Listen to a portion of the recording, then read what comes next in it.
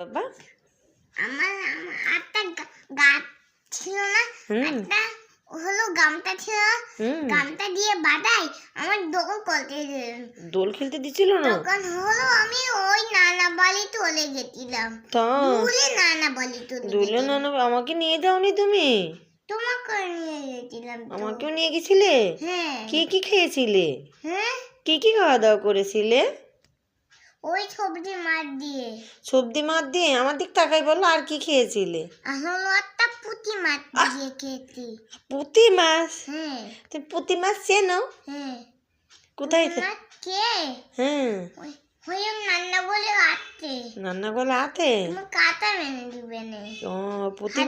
তুমি কাটা মেনে দিবে না। রান্নাঘরে তো, আমাদের রান্নাঘরে তো জিয়েল মাছ জিয়ানো আছে তোমার জন্য।